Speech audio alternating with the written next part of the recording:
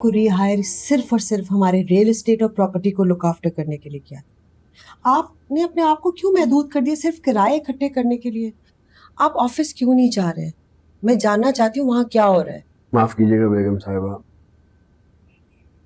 फारिस मियाँ मेरा बार बार वहाँ जाना पसंद नहीं करते और ये बात उनके अंदाज से साफ जाहिर होती है, इसीलिए मैं वहाँ कम कम जाता हूँ। आपकी सैलरी मैं देती हूँ फारिस ने, उसके मूड स्विंग्स की आप परवाह बिल्कुल ना कीजिए, जो मैंने कहा है वो कीजिए।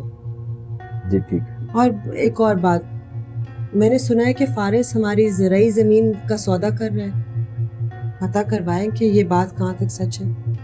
ठीक है बेगम साहिबा। Thank you. You welcome.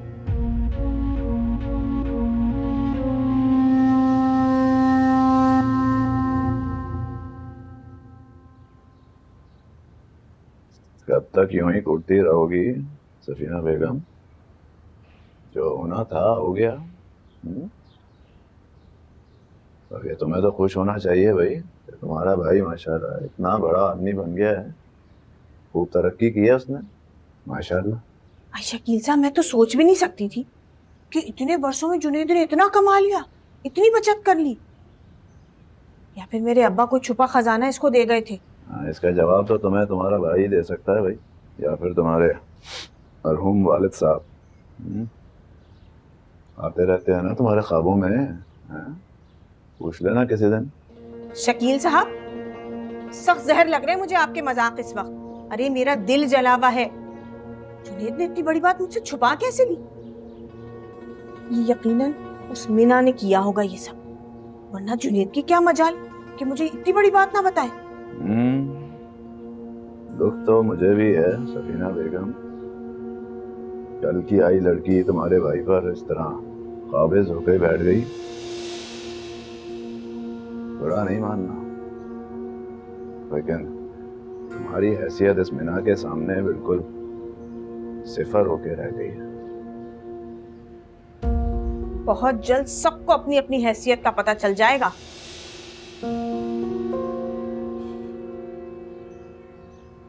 Nida, Nida.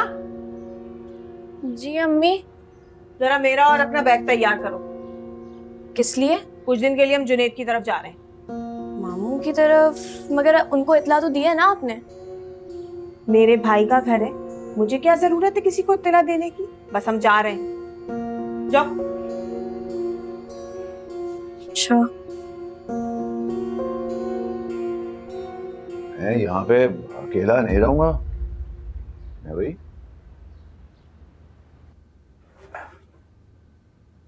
अस्सलामुअलैकुम।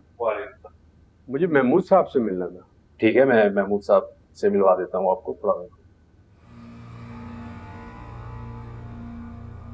ये अस्सलाम वालेकुम, ये शराफत साहब आए हुए हैं, आपसे मिलना चाह रहे हैं। जी अच्छा, ओके ठीक है, आप जाएं, उनसे मिल सकते हैं। नहीं, मैं यही इंतजार कर लेता हूँ। चलें ठीक है, आप वेट कर लीजिए। अरे शराफत भाई, खैरियत तो है? बहुत देर से बाद आना हुआ आपका। बस महमूद भाई, मौका ही नहीं मिला, ऐसा उलझा अपने कामों में। अच्छा ये बताइए, चाय पियेंगे या ठंडा? नहीं, रहने दें, दिल नहीं चाह रहा अभी। मुझे ये बताइए, फारिस साहब ऑफिस में हैं? थोड़ी देर के लिए आए थे, उसके बाद खुदा जाने कहाँ चले गए। आहिस्ता आहिस्ता अपनी वही पुरानी रविश पे आते जा रहे हैं। वो तो स्टाफ अच्छा और तजुर्बेकार है जो काम चल रहा है।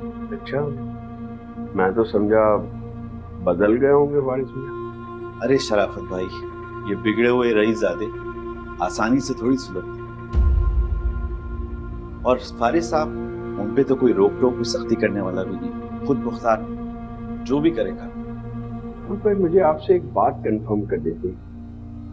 नुज़रत बेगम जमीनों के सौदे के बारे में मालूम करना चाह रही है। वैसे तो वो सारी जमीनें फारिस मियाँ के ही नाम पर हैं, लेकिन नुज़रत बेगम वो तो कब का फाइनल हो गया। हैरत है, फारिस साहब ने अपनी मदर को इन्फॉर्म ही नहीं किया। क्या जमाना आ गया है।